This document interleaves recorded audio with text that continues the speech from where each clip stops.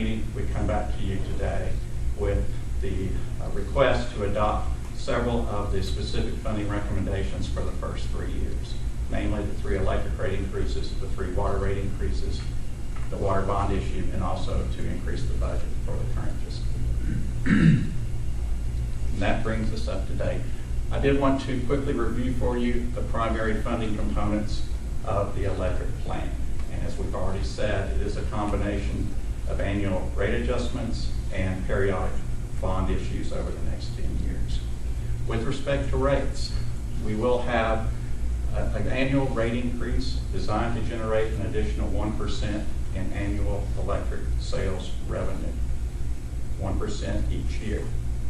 That's about $5 million on average in additional electric revenue.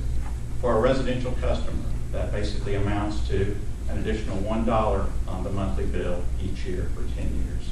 For example, today a residential customer that uses 1,000 kilowatt hours per month, their monthly bill is around $90. That would increase next year to 91, then 92, 93, and then by the end of the 10-year plan to approximately $100 per month. And for the first 3 electric rate increases, which we're asking the board to consider today, we're advising or proposing that that $1 increase be applied to the residential customer charge. The energy rate would be left alone, just the customer charge would be increased. And that customer charge is currently $10 per month, so it would go to $11, then $12, then $13 over the course of the next 3 years. With respect to commercial and industrial customers, the impact will obviously vary depending upon their level of monthly usage or the level of the monthly bill. For example, a retail shop whose average monthly bill is, say, $3,400, their increase in the monthly bill would be about $40. On the other end of the spectrum, for maybe one of our largest industrial customers whose monthly bill is $1.2 million, that increase in the monthly bill would be approximately $4,000. So obviously it depends upon the level of the monthly bill for the commercial and industrial customers. And as the board knows, debt is a critical part of the 10-year funding plan. Over the next 10 years, we're anticipating the issuance of $265 million in long-term revenue bonds for the electric division. Put that in perspective, today we have $160 million in outstanding bonds, so it will more than double over the next 10 years. And with that, our debt ratio will increase from its current level of 35% to 45%. We're also anticipating that each debt issue would have a payback period of 30 years over the next 10 years. And those 2 things are important because, excuse me just a minute. That's part of the feedback we received from the board at the April meeting, that we wanted to look at our debt indicators and see if we had some flexibility there so we could issue more bonds than we otherwise could have. So on the debt ratio, historically, we wanted to keep that at 40% or below, but we have increased that maximum level to 45%. And on the payback period, historically it's been 20 years. We've increased that to 30 years. And those 2 changes are very significant because it allows us to issue more electric debt than we otherwise could have, basically $50 million more than if we hadn't changed those historic indicators. And that's significant because that's $50 million that doesn't have to come from our ratepayers over that period of time.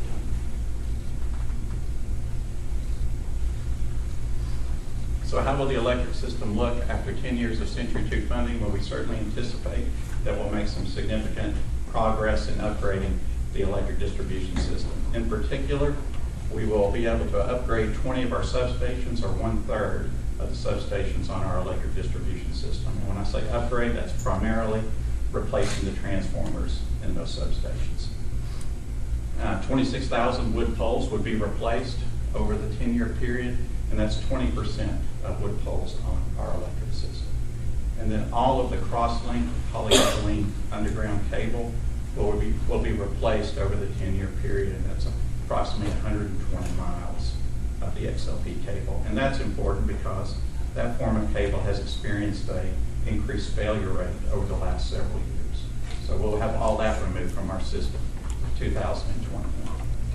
And basically, improved maintenance of all the electric system components if all those upgrades are made over that period of time, resulting in a more efficient and reliable electric system.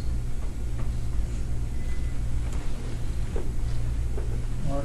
Yes, sir. You may be getting to this, but when is the next bond issue for electric? Electric, it would be in the fall of 2012. So we got another resolution. That is correct. The resolutions you'll consider today are the 3 electric rate increases, 3 water rate increases, and the 1 water bond issue, which would be coming this fall, here in the next few months. Correct. For the water funding plan, just like electric, a combination of annual rate adjustments and debt issues as well. With respect to the rates, an annual rate increase of 5% or a rate adjustment designed to generate an additional 5% in water sales revenue. There is one exception to that. You'll recall in the 10-year plan, I believe it's 2016, where we'd actually need a 10% increase in revenue for that 1 year. Just like electric, the impact on residential customers would be to add $1 to the monthly residential bill each year for the next 10 years, with that one exception in 2016, where there would be a $2 increase in the average monthly bill. And again, just like electric, we are proposing for the first 3 water rate increases, again, which you will be considering today, that $1 be applied to the monthly customer charge. The current level is $8 a month. It would go to $9, then $10, then $11. But the water commodity rate would be left unchanged for residential customers. And then for commercial industrial, just like electric, again, the impact will vary depending upon their level of monthly usage. For example, that small retail shop, an average monthly bill, water bill of $70 would increase, that bill would increase about $5 per month. And then for one of our largest water customers, whose average monthly bill might be $18,000, that increase would be approximately $300 on their monthly bill. With respect to debt for water, we anticipate selling $130 million in revenue bonds over the next 10 years. That would increase the debt ratio from its current level of 37% to 48%.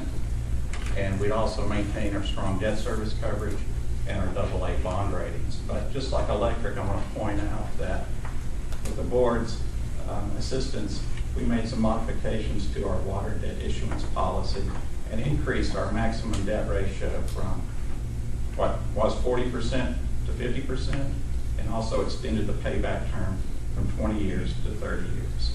And with water, unlike electric, we are also able to lower our minimum coverage requirement from 2.25 to 2.0. All those 3 things together enabled us to will enable us to issue an additional $30 million in water bonds over the next 10 years, which again is significant because that's $30 million that doesn't have to come from the ratepayers over the next 10 years. So, Mark, as far as the credit ratings, we're sure on both of these that that's not going to change. We do not want to go from AAA anyway. Not going to change our credit. We do not anticipate these change in the debt indicators will have any impact on our debt ratings. That's correct. They'll continue to maintain strong AA ratings. For the water system, how will it change over 10 years? Well, as you know from past presentations, about half of our water system pipe is what we call old pipe. That's our galvanized, cast iron pipe, cement line, water main. And though it's just half of our system, it represents over 90% of our water main breaks and leaks. So that's significant. The primary culprit on that is our galvanized main. So with 10 years of Century 2 funding, we will remove all the galvanized pipe from our water distribution system. And as a result of a lot of that aging pipe still in the system, our water loss ratio has crept up steadily over the last 15 to 20 years to a point where about 1/3 of the water distributed across our system is lost now. And as you know, the state recently issued a new regulatory mandate that said water utilities in the state of Tennessee must have a water loss ratio of 35% or less. So we think obviously all these upgrades, removing the galvanized pipe, will allow us to reverse that trend and significantly reduce our water loss ratio over time.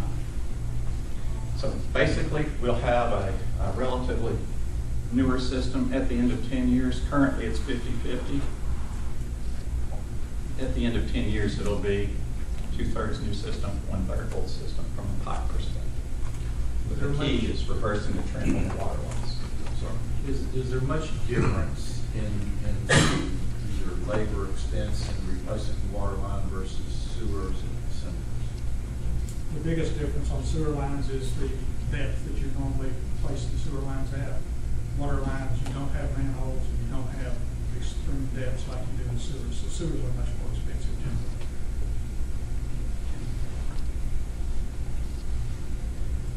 Before we go on and talk in more detail about the specific funding recommendations you're going to consider today, I just wanted to reiterate the importance of the $100 million in cost savings we talked about at the outset, and also the impact of the changes in the debt policies for water and electric. Now, combined, we talked about $100 million in cost savings. Changing the debt policy modifications allowed us to issue more electric debt that's less needed from rate increases, more water debt that's less needed from water rate increases. Combined, that made a significant impact on the level of rate increases that we proposed in the Century 2 plans. For example, we talked about electric for residential being a $1 increase in the monthly bill each year for 10 years. If we didn't have the cost savings, if we didn't have the changes in the debt practice, that's $3. Basically, those 1% rate increases each year for 10 years would be 3% rate increases each year for 10 years. And for water, the 5% rate increase each year would be a 10% rate increase each year. So it is significant, the impact on them. Any questions on that? I'll move now to the proposed funding recommendations for today, specifically for the electric rate increases, 3 of them. The first would be effective in October of 2011, the second October of 2012, and the third in October of 2013. For the water rate increases, the first would be effective January 2012, the second January 2013, and the third January 2014. And again, all of those add $1 to the respective monthly bill for residential customers. For water, we do need to issue bonds this fall. $25 million is the anticipated amount. So there will be a resolution authorizing the water bond issue. And then for additional budget appropriations, since we would be sort of a third of the way into the current fiscal year, we do need to amend the budget to provide for additional appropriations for the electric division and the water division to cover Century 2 expenditures being higher for the current fiscal year. And just going back to the rates for a moment, just to reiterate for the board the impact of the proposed rate increases that you'll consider today on the residential customer's monthly bill. This shows a comparison of monthly residential bills for all of what we call the big 8 TVA distributors, the largest TVA distributors. You can see that currently KUB is third lowest, trailing Huntsville, and Memphis, slightly trailing Memphis. With 3 years of $1 increases in the monthly bill, we would move from $90.48 to $93.48 per month, still being third lowest. But I'll point out that that's 3 years from now, and the majority of all these other distributors will also have their own rate increases over that period of time. So my guess is after 3 years, we may well be the second lowest come October of 2013.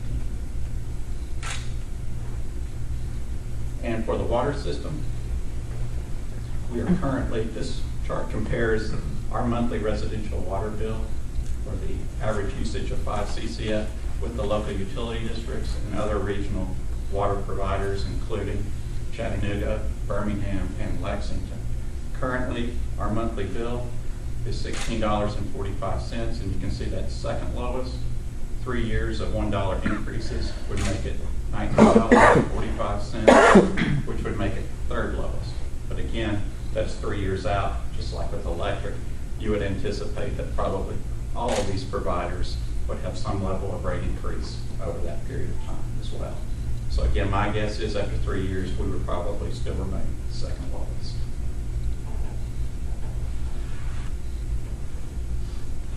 With respect to the proposed bond issue, again, $25 million. It will be used to fund water system capital expenditures. We do anticipate it will be competitively bid and awarded to the underwriter whose bid results in the lowest approved interest cost at KUB. And one thing that's different from past issues, maturities will extend out as far as 2042. Historically, we've done 20-year debt on water. As we talked about, we've extended that to 30 years going forward. And with the proposed additional budget appropriations, we've talked about this, an additional $7.2 million for the electric division, and that will be used to fund underground cable, wood poles, substation transformer replacements. For the water division, $3.3 million. That goes to the replacement of galvanized and cast iron. Mark, on that slide there, Yes, and I've asked this question before, I think, but of the $7.2 million or the 3.3, how much of that stays here in Knoxville? I mean, I know we got labor, and there are some materials that we would buy locally. Half of it stay here, 3/4 of it stay here. Is there any way that y'all could figure that out? well, the majority of that, honestly, that's a good question. I don't know what the actual percentage would be. We can look and see what that would be. Some of the work would be, the labor work would be KUB crews, some would be contract crews that obviously come to Knoxville and work here year-round for us. The poles are ordered obviously from other locations, as are the transformers as well. Some of those may be even internationally produced potentially for the transformers. Honestly, don't know what that split would be between what costs stay here in Knoxville and what goes outside the service field. But we can check on that for you.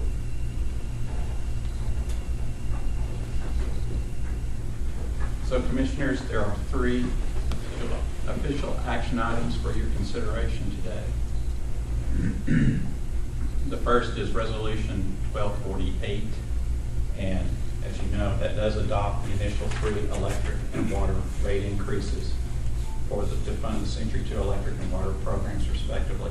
Also, there is another rate schedule embedded in all that paperwork you've received, and it is a pilot electric rate program that we developed for LED technology. That's something we did really with the participation of the city of Knoxville and also Knox County School System. They have expressed an interest in using LED fixtures for their outdoor lighting, and we don't currently have a provision for LED fixtures in our current lighting rate schedule. So we thought, as opposed to amending the existing schedule, we'd come up with a new pilot program that allows us to sort of have a phased-in implementation of LED technologies for us to learn from the pilot and give our customers a chance to learn as well. And initially, it would be limited just to governmental entities located in our service territory. And again, currently the city of Knoxville and Knox County School System have expressed an interest in participating. So that's part of all those electric rate schedules that you were provided. But also, I think it's important to point out what else Resolution 1248 does. There is a specific endorsement in the resolution of the 10-year Century 2 programs for electric and water, and also an endorsement of the funding plans for the programs as well. And then there's a very explicit statement of intent by the board that goes beyond just the specific actions or rate increases that you're adopting, that the board's expressing their intent, they intend in the future to adopt those rate increases and debt issues that are further out in the 10-year funding plan. So I wanted to make sure that you were obviously aware of that. Resolution 1249 authorizes the sale of the $25 million water revenue bonds and requests City Council approval as well, which is required by state law. And then Resolution 1250 authorizes the, additional expenditures for the electric and water systems for the current year budget. And I'd be happy to answer any questions you might have. Any more questions? I move that we adopt resolution number 1248. Second. We have a motion and a second. My commissioners have questions about resolution 1248.